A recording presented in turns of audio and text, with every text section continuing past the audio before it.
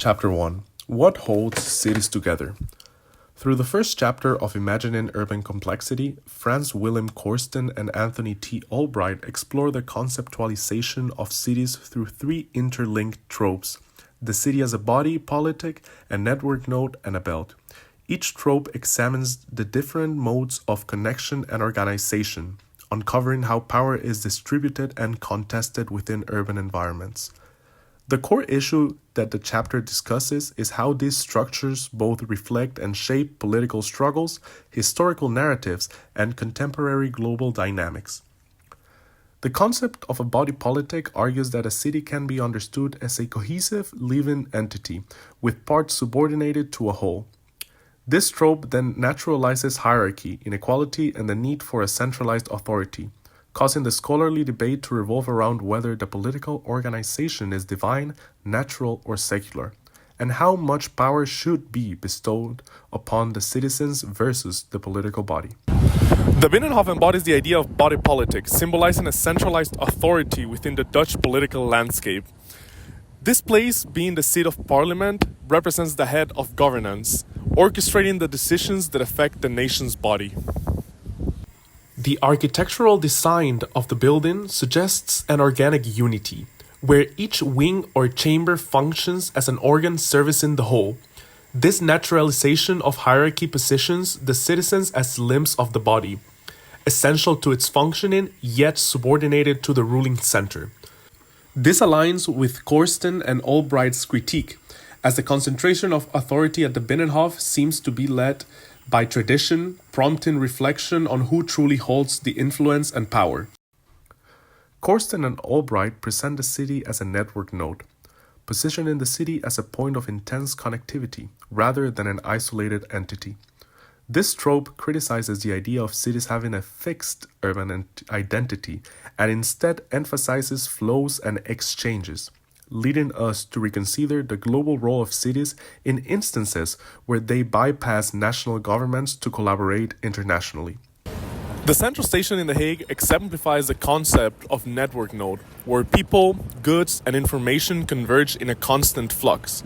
It challenges national boundaries by serving as a hub for international travel, making the city more responsive to global rhythms than to centralized state control.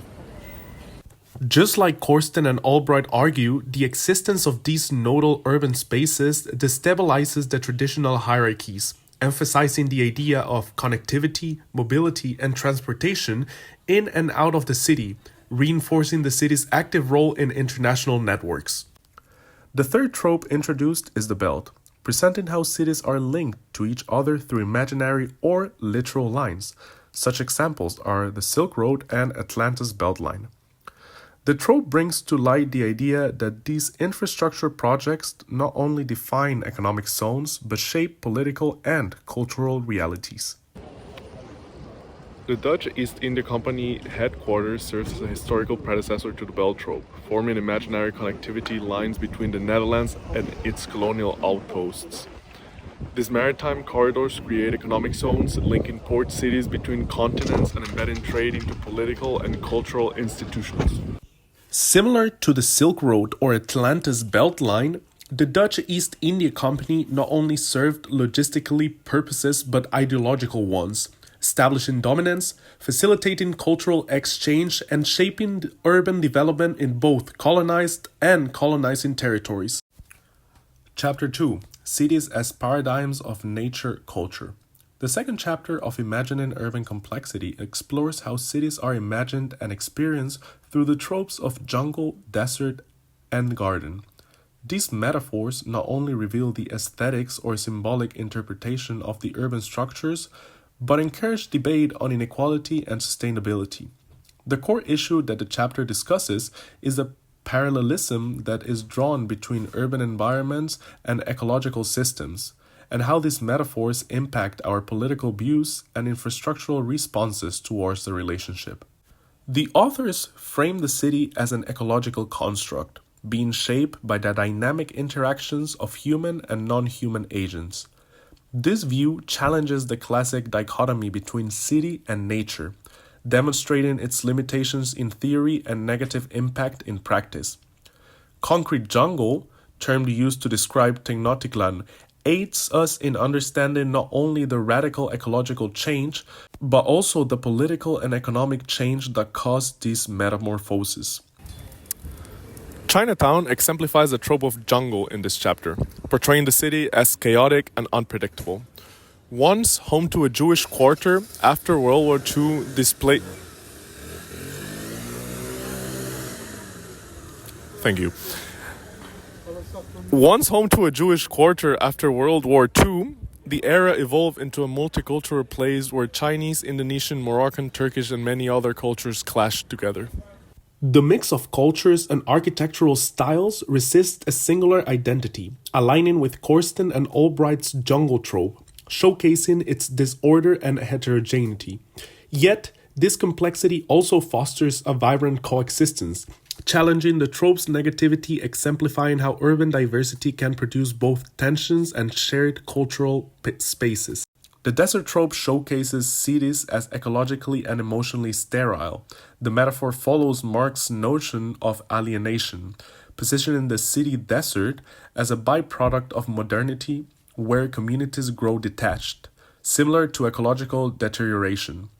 This idea is encapsulated in Ulrich Beck's term metamorphosis, a radical transformation that renders all previous ways of thinking obsolete. With its ever-stretching minimalist glass towers, The Hague's financial district fits the trope of the desert, a space of economic activity yet emotionally barrenness. Despite its efficiency and technological sophistication, the district evokes a sense of alienation, reflecting Marx's theory of estrangement in modern urban life. Ulrich's Beck idea is also reflected in this space. Once tied to communal labor or trade becomes a sterile zone of capital abstraction. The urban landscape then becomes a space of disconnection, separated between work and worker, building and environment. The garden trope tries to explore reconciliation between nature and culture through nature-based solutions and actor network theory, exploring historical and contemporary ideas of ecological balance in urban planning design. The metaphor reimagines cities as sites of cohabitation and co-agency rather than places to dominate nature. The Cleandel Park exemplifies the garden trope, where the city and nature are not in opposition but are in careful negotiation. With historic Japanese garden and manicured landscapes, this garden then becomes a space of ecological diplomacy and cultural co-agency. Politically, it houses the Cleandel Institute, linking ideas of peace, international relations, and sustainable urban design.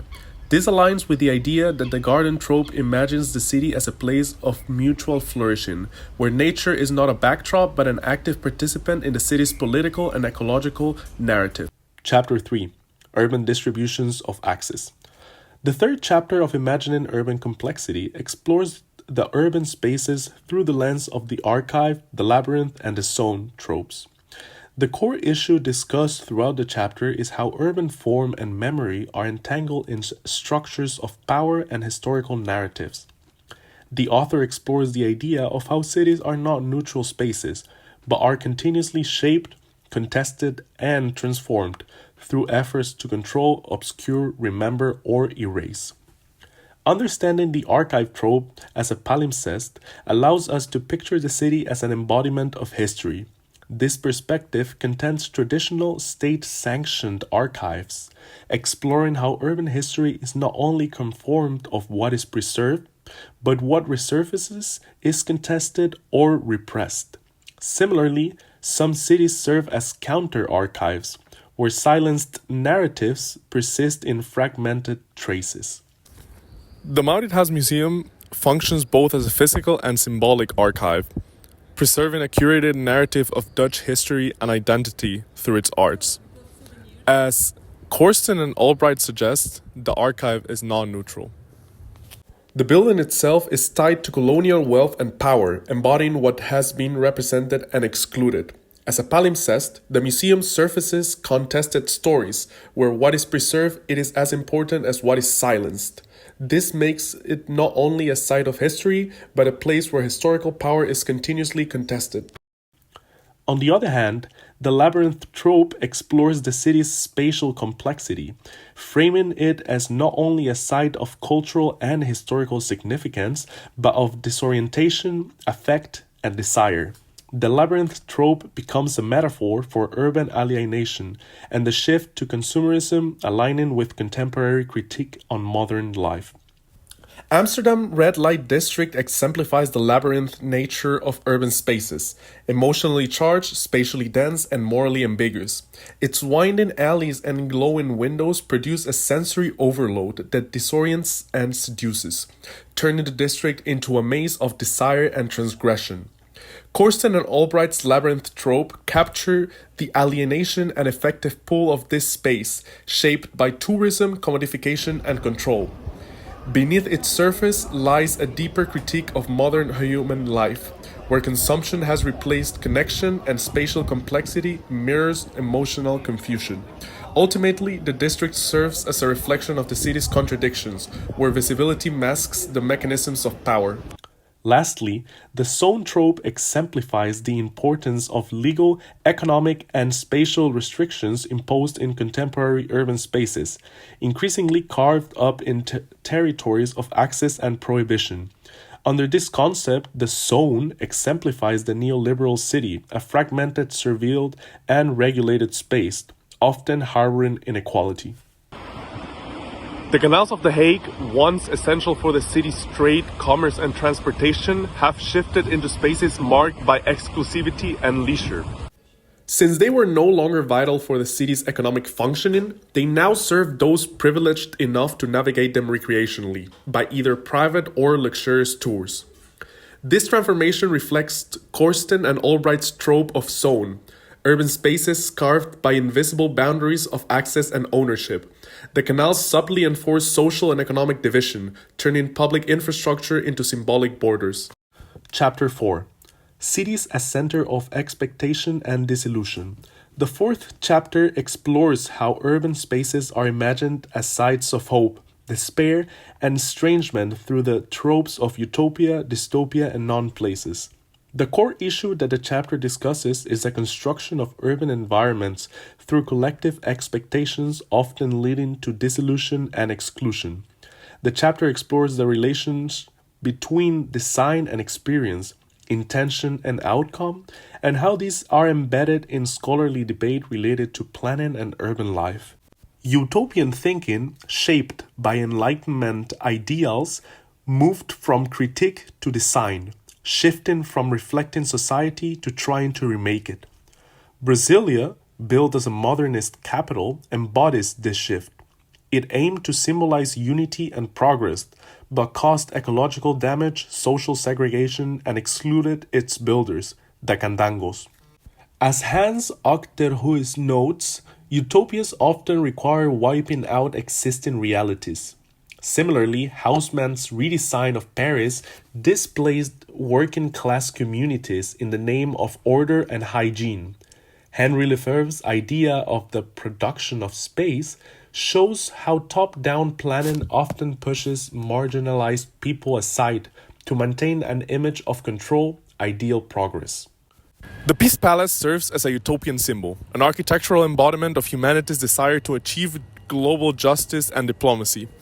Built with international funding and ideals, it mirrors the Enlightenment notions of shared progress and rational order. Like Brasilia, it's meant to represent unity and progress, but its grandeur also strays from the lived realities of those affected by the wars it seeks to mitigate.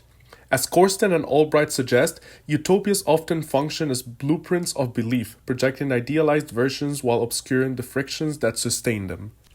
In contrast to utopias and dystopias, the trope of non-places explores hypermodern spaces of transit and anonymity, such as airports, supermarkets, and highways, where individuality is blurred. Although these spaces seem neutral and devoid of character, this characteristic plays a vital role in distribution of power and mobility.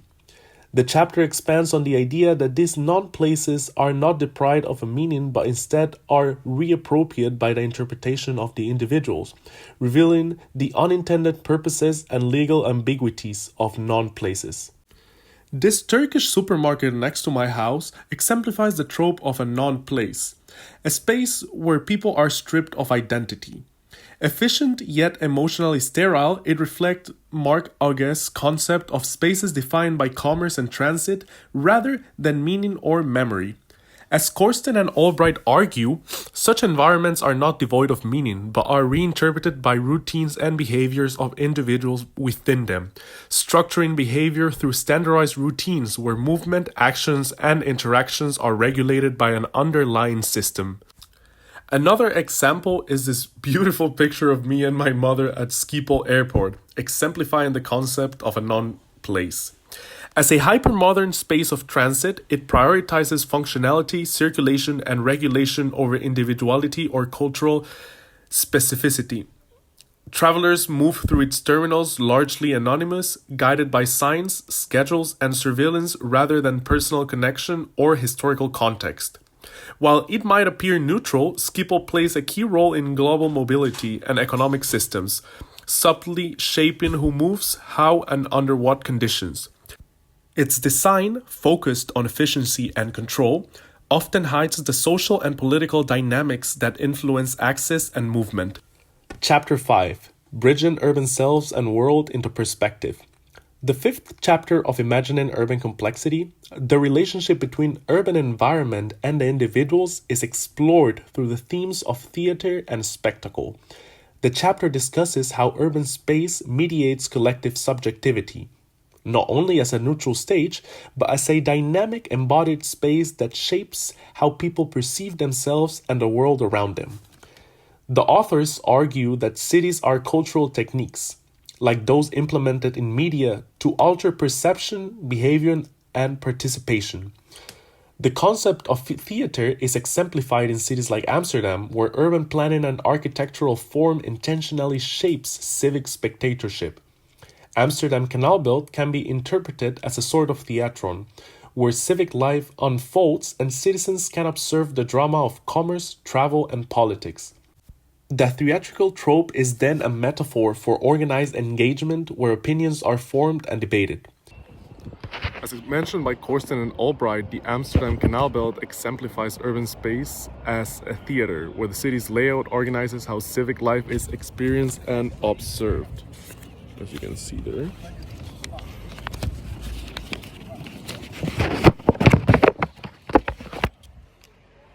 The city's geometric and architectural design transforms it into a theatron, a space where economical, political, and social life converge to be performed and witnessed. As Corsten and Albright explain, these urban planning facilities influence spectatorship, shaping how citizens view and experience social life. The Canal Belt mediates a controlled interaction between public and private realms, promoting social cohesion while limiting participation. This theatricality is not neutral. It reflects a history of wealth, trade, and governance, converting the city into a stage where civic values and collective identity is expressed. In contrast to the planned spectacle, Naples is used as an example of porous theatricality, an unplanned improvisational space that allows for unpredictable encounters and scenarios. Unlike Amsterdam planned spectatorship, Naples is a concoction of spontaneity, ambiguity, and personal experience, inviting critical participation rather than passive spectatorship. Opposed to both views, the spectacle trope operates through mass media. Cities eventually transform into spaces of display, Disneyfication of the urban landscape for profit, branding, and spectacle. The spectacle then emphasizes scale, emotion, and homogenization over unique instances and individual participation. The chapter showcases this idea through Diego Maradona in Naples, suggesting that masses can be momentarily unified and empowered through spectacle, but often at the cost of depth and critical agency. The Mart Hall in Rotterdam exemplifies the city as a spectacle, a curated environment designed for consumption and visual impact. Its grand arch The ceiling art, the housing, the market inside the mark hole serves as a media ready environment in which urban life takes place. According to Corsten and Albright, such spaces prioritize emotion, scale, and branding over spontaneous civic engagement. The marked hole's polished presentation masks the uneven development it represents, commodifying urban identity under the guise of innovation. Like the spectacle described in the chapter, it invites passive admiration rather than critical interaction, reducing the city to a consumable image for both locals and tourists. Scheveningen Beach in The Hague reflects the trope of spectacle through its transformation into a leisure-oriented, media-saturated zone. Once a natural coastal edge, it has become a commercialized zone of branding, entertainment, and display. With its piers, casinos, and seasonal attractions, it stages urban enjoyment as a package experience. Corsten and Albright's discussion of spectacle applies directly here. Individual agency is displayed by programmed behavior, and meaning is dictated by visual consumption. Scheveningen's coastal environment, though seemingly open and free, operates as a curated landscape, emphasizing mass appeal while concealing socio-economic exclusion embedded in its spatial logic. Chapter 6: Connecting the Private and the Masses. The sixth chapter discusses the role of mass media in reshaping the boundary between private individual and public collective, focusing on newspaper and radio. The chapter explores how cultural techniques started emerging from these media, not only communicating information but structure urban subjectivity, utilized to create spatial dynamics and political mobilization and control. The author focused on how media outlets redefined urban life by connecting dispersed individuals to imagined collectives, often channeled through national consciousness, ideological control, or capital enterprises. The chapter demonstrates how newspapers both reflect and shape the urban landscape, not only through content that was produced but the physical presence of the news companies such as headquarters, street kiosks, and cafes, all of them urban spaces where public exchange and debate took place. In cities like Chicago, the role of the newspaper was not solely to report news, even helping define the physical and emotional noir tone that the city is known for. Newsport functions as a symbol and physical junction between media, politics, and the public. It exemplifies how mass media operates not only as a transmitter of information but as a cultural technique that structures the urban public sphere. By hosting press conferences, political debates, and media interactions in a semi-private space, Newsport blurs the boundaries between private discourse and public address. This controlled openness illustrates the transformation from individual political agency to mediated collectivity, where narratives are shaped, filtered, and broadcast.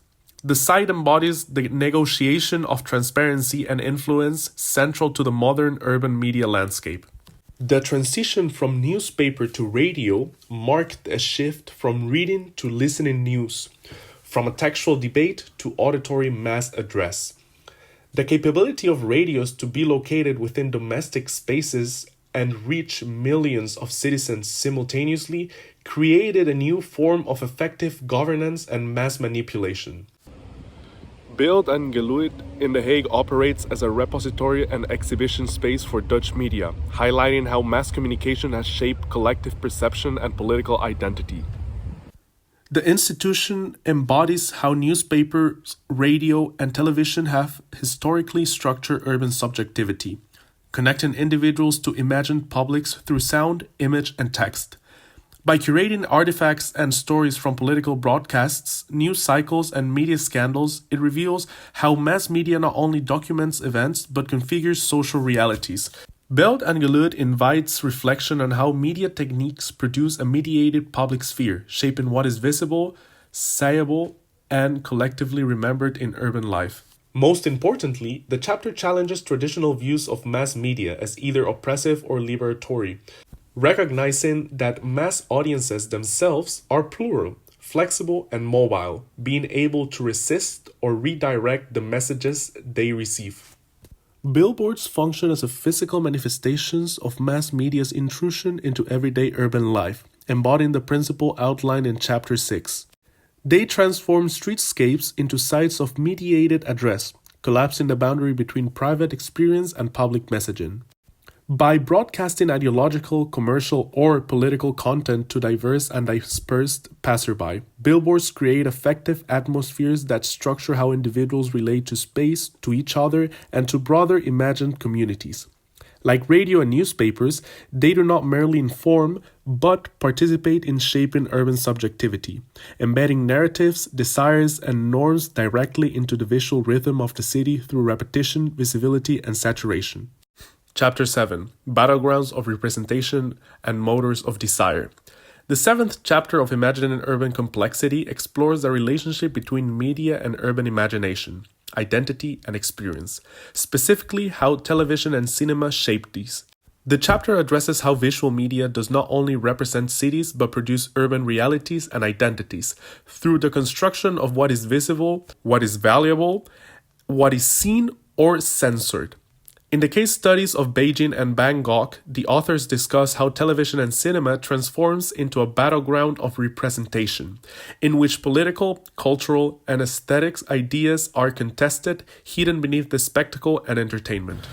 Filmhouse in Den Haag functions not merely as a cinema, but as a curated site of televised urban imagination. As discussed in the chapter, media does not neutrally represent urban life, it constructs around it. Filmhouse presents global and local narratives that frame what is visible, valued, or obscured in contemporary urban discourse. The selection of films, often politically or socially engaged, transforms the cinema into a site where the battleground of representation is actively negotiated. In doing so, Filmhouse challenges dominant visual regimes and fosters critical spectatorship, linking local audiences with mediated global cities and their contested realities. The chapter critiques the idea that media are neutral, unbiased views of the world, showing instead that the media create screen spaces, which influence the way cities are experienced locally and globally. The spaces affect our perception of urban life, usually by disconnecting it from political and material realities. Some examples of these scenarios are the environmental fragility of Bangkok or the censorship surrounding the Tiananmen Square protests. The censorship surrounding Tankman is an illustration of what is discussed in the chapter. The heavily censoring of this image in China, while being a global icon, showcases how the politics of visibility are central to public memory and urban symbolism. The presence of the image within the media can empower the resistance, but this power is usually contested and unstable. While traditionally framed as a historical archive, the Rijksmuseum operates as a powerful medium through which national identity and urban imagination are shaped. Like the screen spaces discussed in the chapter, the museum selectively constructs visibility, highlighting certain narratives while omitting others.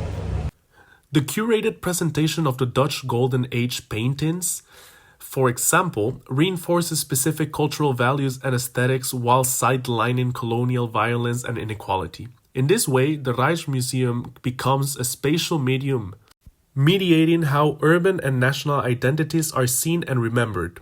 It reflects the politics of visibility, turning material heritage into a projected and contested cultural narrative. Ultimately, the chapter explores how cities are mediated environments, shaped by screens and structured by the perception of citizens. Understanding the relationship between these is essential if one wants to engage with the urban world not just as it appears, but how it is contested and constructed through media. This video also demonstrates how visual media shapes urban perception, as explored in the chapter. Rather than neutrally documenting the city, the video constructs screen spaces, selectively presenting what is seen and valued while omitting contentious or political sensitive issues.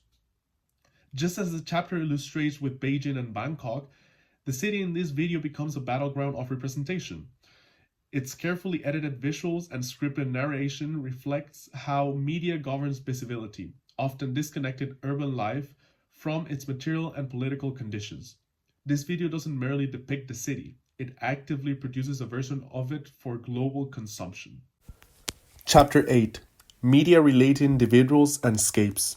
The eighth chapter of Imagining Urban Complexity discusses the relationship between digital social media and urban life, exploring how these technologies have essentially reshaped dynamics between public and private, local and global, and the individual and the collective.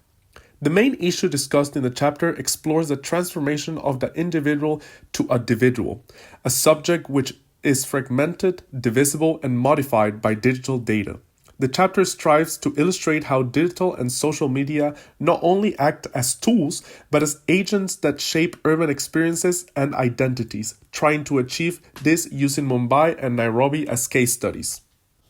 Rotterdam Central functions as a hyper-connected urban node where physical transit meets digital navigation. As discussed in the chapter, the rise of digital infrastructure has transformed individuals into individuals, fragmented and managed by data flows. Commuters' movement are tracked through ticketing apps, surveillance systems, and mobile networks, producing real-time data that shapes not only transport logistics but behavioral patterns. The station is no longer just a public space. It is a platform for data collection and algorithmic governance. While this creates efficiency and safety, it also reinforces social digital silos, reinforcing access disparities under the illusion of seamless connectivity. Due to the easy access to digital media, communal tensions have intensified by allowing the rapid spread of hate speech, while also offering a digital platform for the development of new forms of civic identity and dissent.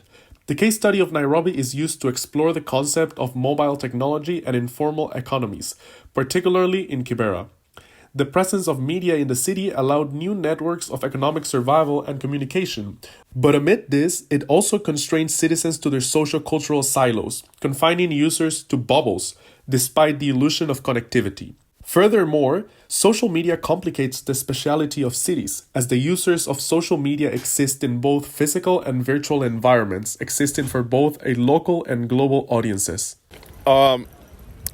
The Head New Institute embodies the city's reflective relationship with digital media and architectural future.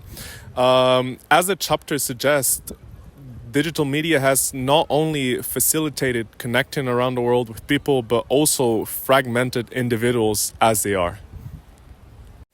The Institute curates exhibitions that interrogate surveillance, algorithmic bias, and the politics of data, thus turning the space into a forum for reflecting on digital individuality.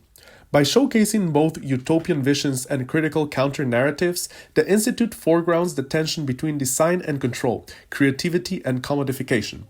By doing so, it fosters public discourse that resists passive data extraction and affirms the political agency of digitally embedded urban citizens. The agency of users, particularly in low-income, high-surveilled, or diasporic communities, must be understood not as a passive data production, but as an ongoing negotiation with systems that seek to both commodify and constrain. In this sense, the individual is not just a victim of data extraction, but a site of friction, creativity, and potential political rupture. Yeah. The KPN Tower symbolizes the infrastructural backbone of Rotterdam's digital ecosystem, yet it also materializes the asymmetries of power embedded in data system. As outlined by the chapter, technologies not only help us connect, but they also sort, divide, and commodify. The tower serves as a reminder of the invisible architectures that sustain our digital lives, shaping everything from communication to commerce. It supports vast networks of data circulation, yet its sleek form masks the uneven geographies of access and surveillance. While offering global connectivity, the tower also represents the tension between centralized control and the local, fractured realities of digital urban life.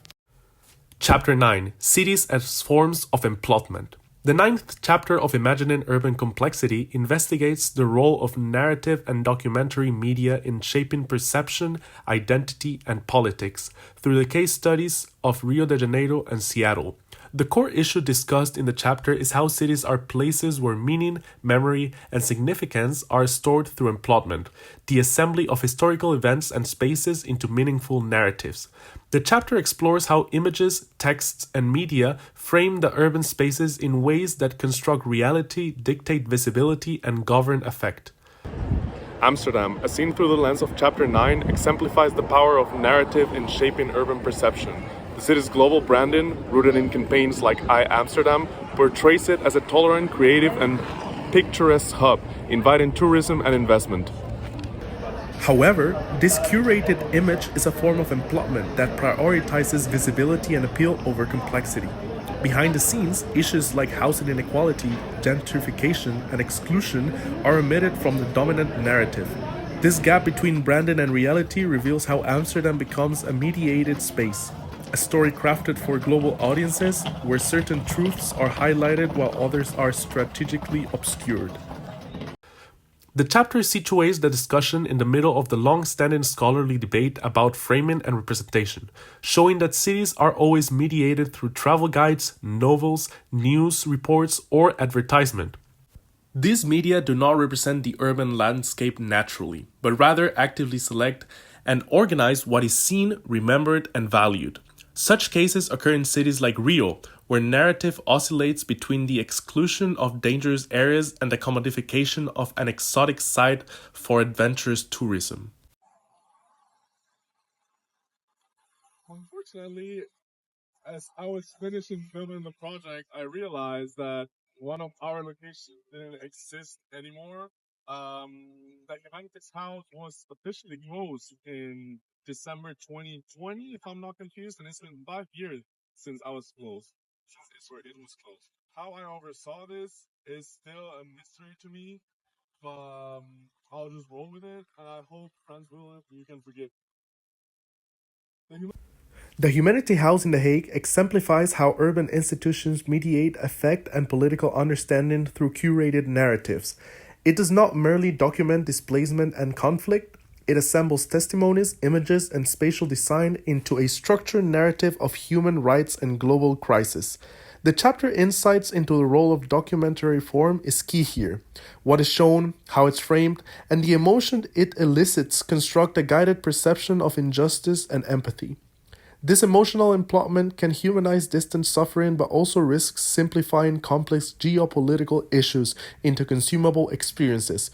Seattle is Dying perfectly illustrates how a documentary employs emplotment through sound, image, and effect. The elements that constitute the documentary's tone and narrative lead to a portrayal of Seattle as a morally and structurally declining city.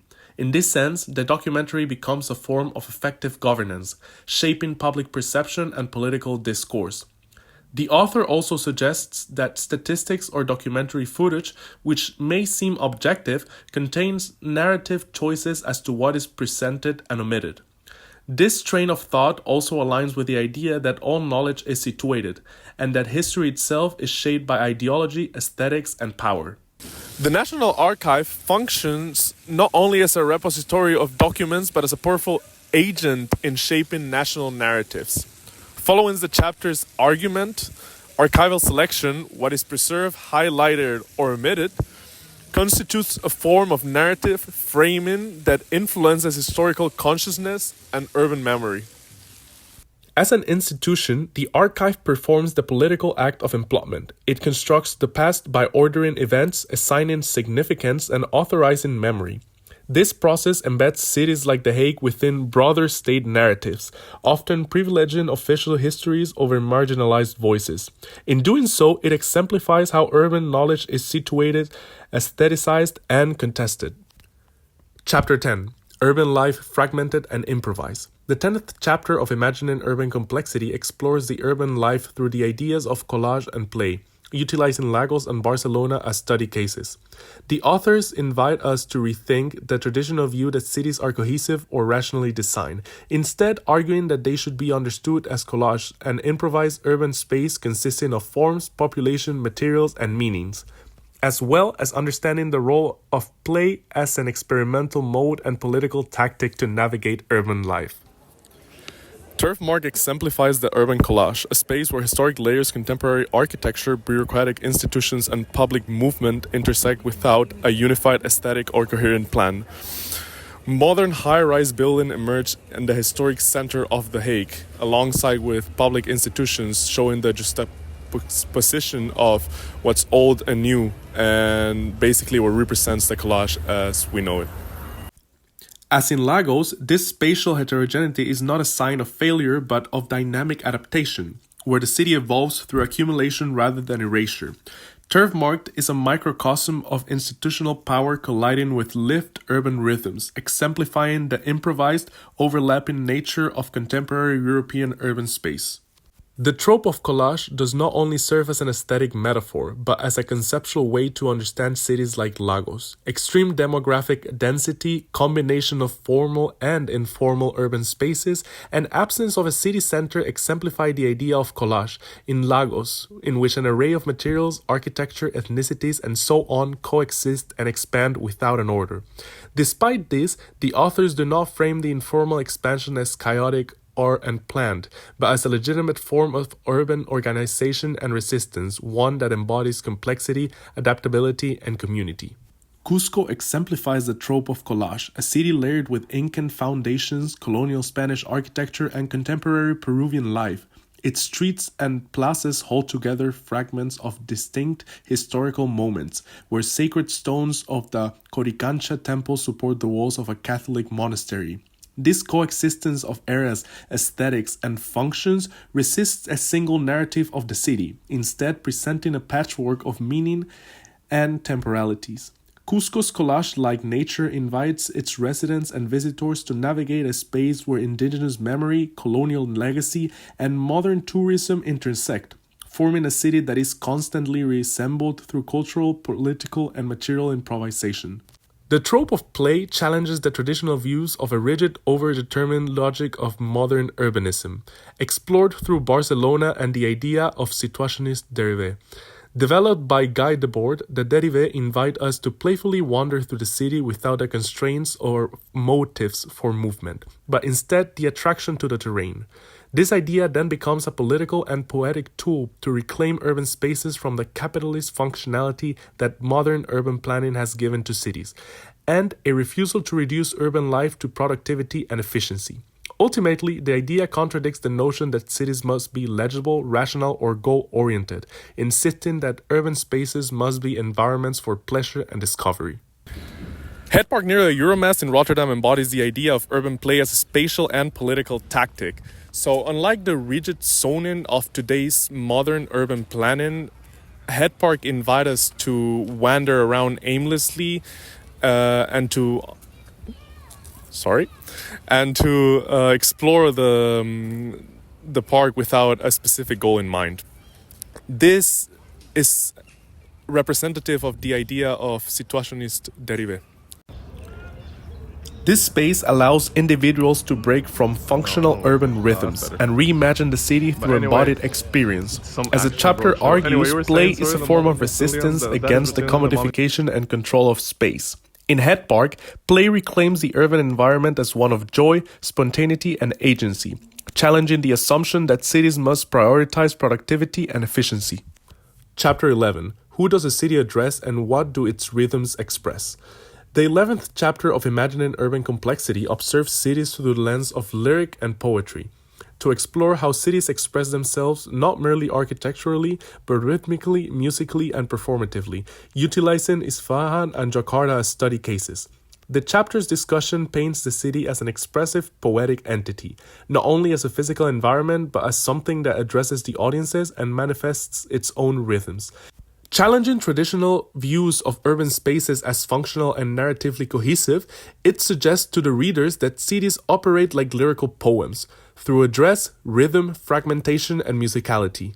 Isfahan's Naqsh-e-Jahan Square is read as a poetic composition, its symmetry, spatial logic, and ornamentation gesture towards a cosmic harmony.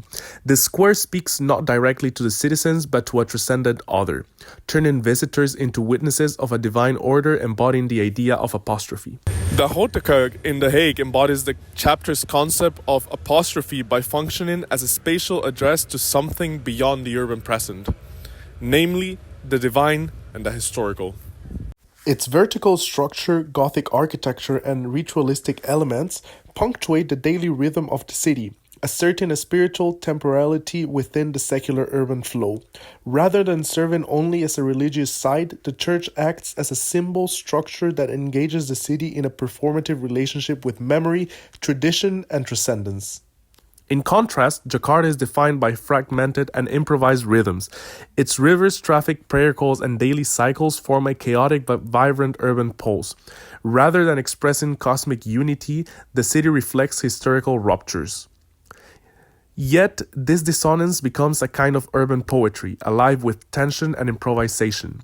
These contrasting examples show how cities can speak lyrically, whether through harmony or rupture, challenging functionalist ideas of urban design and revealing deeper, affective dimensions of urban life. The Portuguese synagogue functions as a lyrical space that embodies the trop of apostrophe, a poetic mode where the city addresses not the inhabitants directly, but an abstract or transcendent other. Through its architecture, marked by wooden interiors, candlelight, and spatial symmetry, it expresses reverence not only for faith but for history, memory, and loss. The space operates rhythmically, tied to rituals and silence, engaging visitors not through instructions but effect. In this sense, it is not just a religious building but a performative structure that speaks lyrically to a divine or diasporic audience, positioning urban space as a poetic invocation. The discussed issue is embedded in scholarly debates about the meaning of urban form, expression versus function, and the politics of space and time. This chapter extends the debate by suggesting that, even nowadays, cities still vibrate with poetic and rhythmic life, contradicting ideas such as the one proposed by Lefebvre, arguing that modern cities have lost their connection to the natural world, becoming places of mechanical repetition and alienation. The passage in The Hague can be read as a lyrical address to urban modernity. Its glass canopy, the arches, and tiled floors orchestrate a spatial rhythm that recalls the poetic structure of a sonnet, composed, contained, and yet expressive. Much like Isfahan, Naksh, and Jahan, the passage balances ornament and movement, inviting the pedestrian to partake in a choreographed experience of light, sound, and commercial exchange. Its lyrical quality lies in how it addresses a cosmopolitan audience, not directly, but through a language of curated elegance and temporal layering, situating everyday consumption within a larger aesthetic and cultural rhythm. Chapter 12: City Secrets, City Trauma, and the Unpresentable. The 12th chapter of Imagining Urban Complexity explores the topic of allegory and comics to understand how trauma, secrecy, and historical violence become embedded in the urban structure, utilizing the cities of Hiroshima and Jerusalem as study cases. The issue that the chapter tries to address is the difficulty to represent certain urban experiences, especially when the experiences involve profound collective trauma, historical violence, or sacred meaning that cannot be grasped in a straightforward depiction. The chapter dwells into the limits of language and representation, discussing the role of allegories and popular media in representing events that escape traditional narratives or visual frameworks, existing beyond what can be portrayed. The Rotterdam bomb lights, embedded into the streetscape to trace the outline of the 1940s bombing, function as a silent allegory of trauma. Rather than monumentalizing destruction through grand architecture, the lights subtly insinuate absence and rupture. Their symbolic minimalism aligns with the chapter's discussion of allegory as a means to register the inexpressible. Here, the lights do not reenact the horror, but gesture towards it, asking the pedestrian to imagine the void left behind. Like Hiroshima's fragmented representations, the lights rely on spatial and temporal suggestions to engage collective memory and the enduring trauma inscribed in the urban fabric. In Jerusalem, the chapter tries to address the city's conflict and inexpressibility due to the layered religious, political, and symbolic meanings that gather within the city.